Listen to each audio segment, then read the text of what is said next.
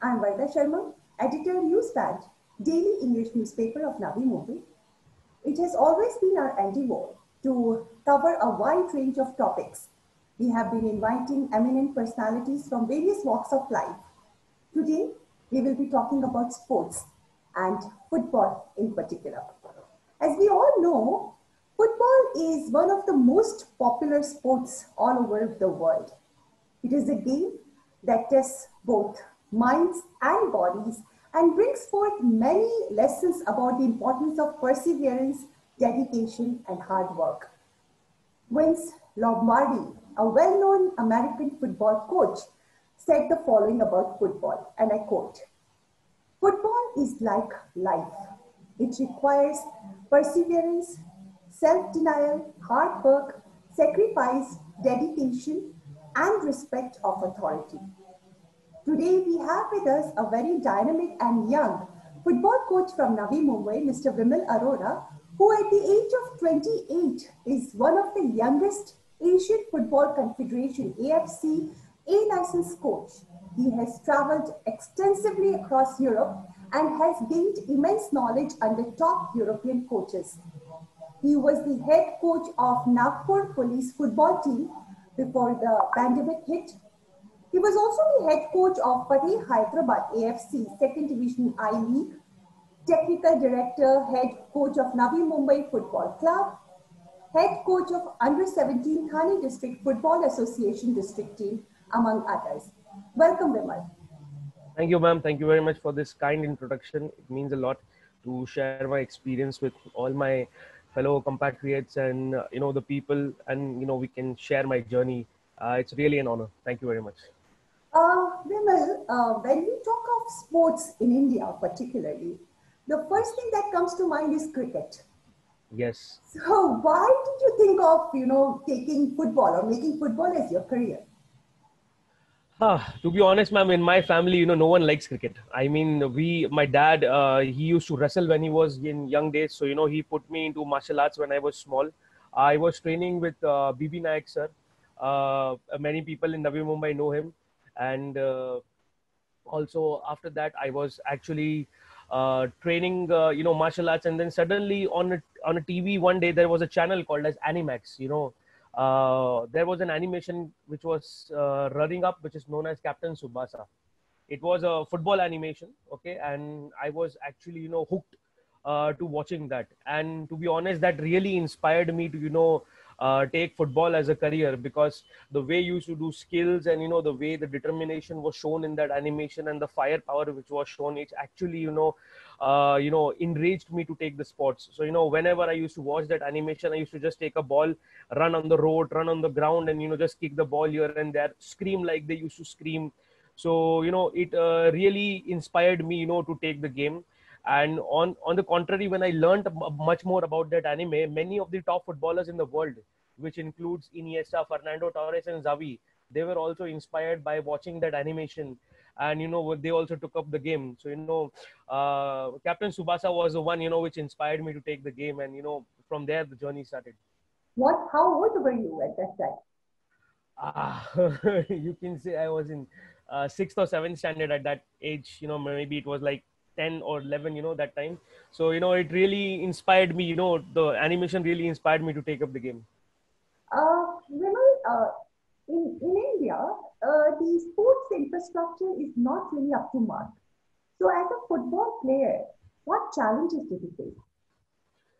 Ma'am, you're absolutely right on that aspect. Like it was, you can say the journey was in between the 98 to 2005, when I started the career, and the infrastructure was not there. I mean, in Navi Mumbai, there were hardly any grounds. There were a lot of empty spaces, but a structurized ground was not there. And me being a Navi Mumbaiker, I had to travel to Mumbai to, go to play the sports or even go for a trial. We never had any information about trials or something. Even there was a small infrastructure, which was a Cooperage ground in Mumbai, in Kolaba. So we used to go over there to train or any kind of matches. So the thing what happened is, that really affected my growth as a footballer. I mean, the most important thing as a grassroots, the age of grassroots, which starts from the age of 3 to 12. Okay, if you are trained very well in that age on any quality surface or any decent surface, it really takes your game to the next level. And that really affected me when I was in Europe, because my grassroots was really not that, quality coach, first of all. And I was not having any kind of infrastructure. So we used to play on roads, sometimes in gardens. So the technicality, the grounds were pretty uneven. So, that was a really big challenge, to take my game to the next level. And yeah, it affected me. It really affected me. But nowadays, the infrastructure is being built up in Navi Mumbai. There are many grounds, but the main issue comes is the affordability. How many of the people can afford it? I mean, even if you go and book a 11-a-side ground now in Vashi or in Nerul, it will cost you 7,000 to 5,000 rupees for 1 hour. So even if I go to coach 20 kids, it is going to cost 250 rupees per person. How many parents in this socio-economic culture can afford 250 rupees a day to coach their kids? It's very difficult. So initially, when in my days, infrastructure was not there. Now infrastructure is there, but the affordability is really tough. So, these are the challenges, which footballers face when they want to, go and play or even go for coaching, because first they have to pay the fees. Fees is fine. It's the coach's hard work and he's teaching you. But the affordability of ground is really, really tough. So, it's a big challenge for us. Is this the scenario with all the sports, or is it for football in particular? Ma'am, for especially in football, what I would say is that, and there are many in hockey as well. First of all, if you take hockey as a sports, and even if you take basketball as a sports, how many courts are there in Navi Mumbai? Like if a kid wants to pursue a basketball, I am an avid basketball fan as well. I play basketball as well. I really like the game. How many of the basketball players who want to make a career have a court to practice? They don't have. Infrastructure is not there. Or even if they have, how much amount of rent they have to pay to, get the ground. Cricket, it's a sport, where it can be played easily. You just put 3 stumps on a ground, you bowl, and you are there. At least you are practicing on your technique. But for football, you need at least an even surface. If it's an uneven surface, the trajectory of the bounce causes a problems. You have ankle injuries, you have knee injuries, you have a lot of injuries on the ground. So, it creates a lot of problem for us. That's the thing. You are one of the youngest AFCA licensed coach. How and what has been your coaching experience? Ma'am, to be honest, I took the coaching path just because I saw there is a huge divergence between Indian, especially Asian coaching and the European coaching when I was there in Europe. I mean, we were not coached properly, and first of all, there was no coaching structure. I mean, initially when I started my career, there was an incident which I would like to share. This was at Cooperage Ground in Colaba. It was in 2002. I was training as a goalkeeper. And one of a coach, he came there and he told me to run 10 rounds of the ground. I asked him one innocent question. I asked, like, sir, do you think 10 rounds of the ground is going to make me a good goalkeeper? He started thrashing me. And it was in the old days, where coaches used to beat you up. So, I was surprised. I was like, why did he beat me? And why he's abusing me? It was just an innocent question. So then later when I went to Europe and I realized if you are a goalkeeper, you will be specifically coached for goalkeeping. You will be taught how to handle the ball, how to catch a ball, what is the technique of releasing the ball, what are the basics of diving. So these are the things which we lacked in our days. But, due to currently, because of the support of AIFF and AFC, things are changing. There has been a good coach education development program which has been put up in India after 2010 when Mr. Savio Madeira took the charge. He's our head of coach education department. He brought a lot of changes into the coach education department, and this was really a game changer for us coaches, to take the step ahead. But what inspired me to become a coach was the divergence of coaching, which was there in Europe and over here. While playing, I realized that I myself couldn't become a better player, but I could at least change the life of the other kids, by getting a good coach education and, making them a better player. So this was the reason I took up coaching as a job. Do you think that both girls and boys are coming forward and taking football as their career, or taking up the sport? Yes, ma'am, for sure. I mean, with the introduction of ISL and I-League and youth leagues, many youth leagues have been organized by AFF. Now baby leagues are there, which has been organized by our federation. So there has been a huge spurge, in where the boys and the girls were taking a lot of football as a sport.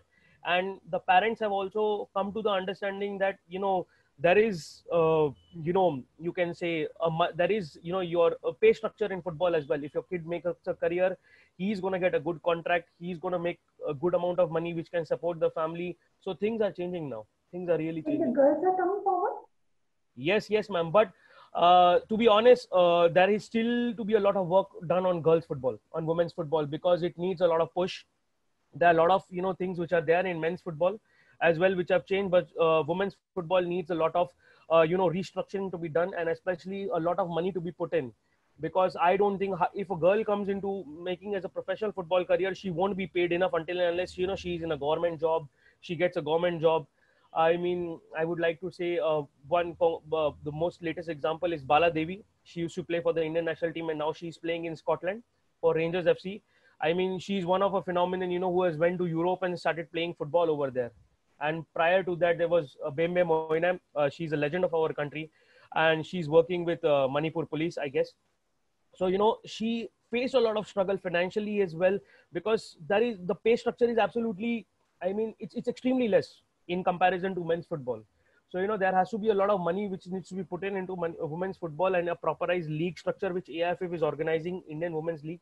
But the most important thing what I would encourage and request the owners and the stakeholders is to put a lot of money into women's football and pay them fairly. That's what I would say. What is usually your coaching strategy and how is it different from other coaches? Ma'am, what I realized in coaching, especially in football coaching, is that, if you want to play football, you should be efficient with the ball. That's the thing. I mean, in India, when I was growing up, we were just told to run 10 rounds of the ground, 15 rounds of the ground, and there was no ball. So what we were thinking was, okay, whether I am running or training for marathon or am I training for football? Because for football, you need to play with the ball. You need to master the ball. You should be able to take decisions under pressure. If someone is pressurizing you, you should be able to take a good decision. So for me, my coaching methodology all revolves around game intelligence. So if you are the ability of a player to take decisions under pressure by himself defines my coaching philosophy. And how important is game plan in a match? And how do you usually develop it? Game plan, ma'am, it's a very good question. Game plan starts with the most important thing is the ability of you learning your basics. Let's say, for example, if I have a very, diverse game plan, but if my player technical ability is not better, so the game plan is of no use. So if my goalkeeper wants to pass a ball to the other center back and my other center back loses the ball, the game plan goes away. So the most important thing before going to the tactical adaptation, we first need to develop the technical adaptation and then the game plan comes. Of course, game plan plays a vital role because you assess your opponent, you analyze the teams, then you have your own philosophy. The most important thing is to coach your own philosophy. It does not matter what the opponent plays. Your philosophy should be that despite enormous or tremendous amount of pressure put by the opponents, you should be able to make decisions swiftly and then execute and score a goal. So this is where the game plan, comes into picture. What, in your opinion, makes an excellent football player? Wow, ma'am, the most important thing what I would feel is that perseverance and dedication and hard work, and the most important thing is commitment. I mean, I have seen a lot of players. When I started Navi Mumbai Football Academy after coming from Germany, I had trained more than I can say 5,000 players in my academy itself. But hardly one or two made it to professional football. Okay, out of 5,000, only two made it to professional football, and now they have also dropped the game because of lack of perseverance, lack of dedication, and lack of commitment towards the sport. One of my player, he was selected for the India under 15 team. He played few matches as well, but I don't find him nowhere near the scene in football now. The reason I ask him is because he lost the perseverance and dedication. So kids, when they reach even at a certain age, they lost the touch of the game because they are influenced by a lot of various factors in life. So I don't say, the kids at certain age, we are living in a modern era. They should not go out with their friends. They should not have girlfriends, of course, but you need to manage everything all around it with the game, with your studies as well, with your games as well. The most important thing, what I personally feel, is that, kids are not putting a lot of emphasis on their education as well, with football as well. Now, I myself, I am an avid reader of biology. I am interested in astrophysics. I really like astronomy. So these are the things, which I have been studying growing up, and also, keeping my football in check. While the kids I today ask is just they want to play football, but what after the life of football? I would say, they should need to study sports science as well, which I studied. So, this is the reason where the kids needs to always, prepare themselves after the life of the game as well. That's the thing. And most important thing, what I feel, especially in today kids, is they lack perseverance and dedication. Everybody wants to become a footballer, but the amount of hard work and perseverance, if they fail one or two trials, they give up. They said like, okay, coach, I am not going to make a career in it. I said like, why? I have failed so many times. I was always rejected in my school team. I never got selected, but I made it. That's the thing. I played in Germany at a semi-professional level as well. I came over here. I tried in India, but as I said, my grassroots was not better. I was not coached properly, and I was not exposed properly. So that is the reason, I chose to become a coach, because I thought I could help the other footballers. But it is also the footballer's responsibility, to take all those knowledge and carry forward. The most important thing is not giving up. That's what the most important thing about I feel is. How important is diet and nutrition plan for a football player? Ma'am, if in an athlete's life, 70% of everything is determined by their nutrition. Like, of course, hard work is there. You need to train football. You need to go to the gym. You need to put a lot of hours on the ground as well. But what you eat is what defines you as an athlete. I mean, even if we say like, many people, what I've heard in India is saying that, our diet is not suitable for football. But I beg to differ on that aspect, is that what you're going to eat defines your diet. That's the thing. So let's say, for example, in the morning, if you're going to eat 5 or 6 aloo parathas, it's not going to help you. Whereas, in the morning, if you're having roti, is a very good source of carbohydrate you can have, but you need to monitor the amount. Green vegetables are a good source of fibers, which are required for the development of athlete. Then most important thing is protein. You get in all sorts of meat, you can have it. Okay. So the athlete needs to balance a good amount of diet, and, carry forward the thing to make him as an efficient player. Because if you don't fuel yourself enough, you're not going to become a professional athlete. Like if I am having I played a match and then I'm going to have a vada pav or a biryani, or, going to have samosa pav, it's not going to happen, because you are just consuming, you can say that, saturated fats, and it's not going to help your body to grow. How many of the kids, they want to eat green vegetables after a game? They want to have good source of carbohydrates. Let's say, for example, pasta, roti, rice with chicken, with dal, and, have fruit salads with them, and understanding the importance of protein intake. So this is where, especially I would say this has to be implemented in the school. And also the coaches who are earning their coaching badges, they have to learn all the nitty-gritties of the nutrition, and they have to guide the players. And most important thing, the parents by themselves have to learn about nutrition, because a coach can only guide, a school can only teach, but eventually all the nutrition happens at home. So, the parents by themselves have to take the responsibility of learning how and what to give it to their kids and to their, children, in order to, compensate for the hard work they are doing. What is the most difficult part of coaching? The most difficult part was, ma'am, you can say it was the differentiation between a lot of age groups. Okay. So when I started my career as a coach, the challenges which I faced was how to coach a 3-year-old kid and then how to coach a 12-year-old kid.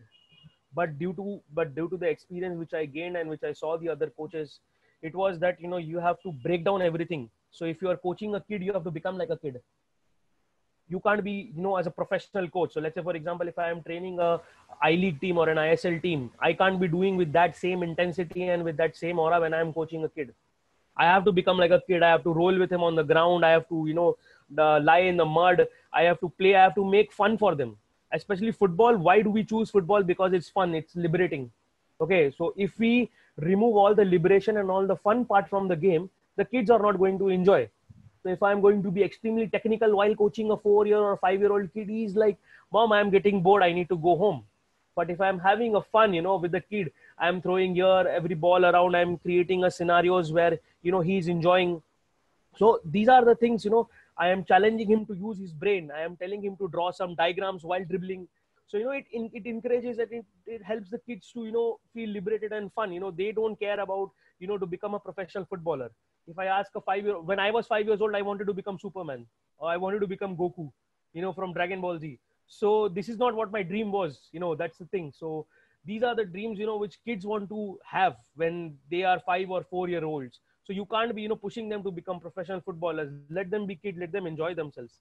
And when we go to the professional stage, the aura is completely different. I would say, any coach who is willing to coach a professional team, the most important thing what they need to have is a good communication and understanding of the psychology of the players which you have. That's the thing.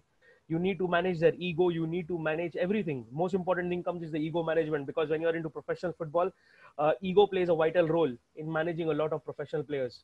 So, if you are there in it, you can easily do the job. What steps do you take to improve the overall performances of the players? There are a lot of steps, ma'am. It's a lot of procedure. If we follow our coaching pattern and coaching ideologies, the most important thing is the technical development and also the psychological development of the player. Now, as I said, there are various stages in coaching. There are grassroots stages, there are youth development, there is elite development, and then comes the senior level. So for every age group, there is a different coaching methodology.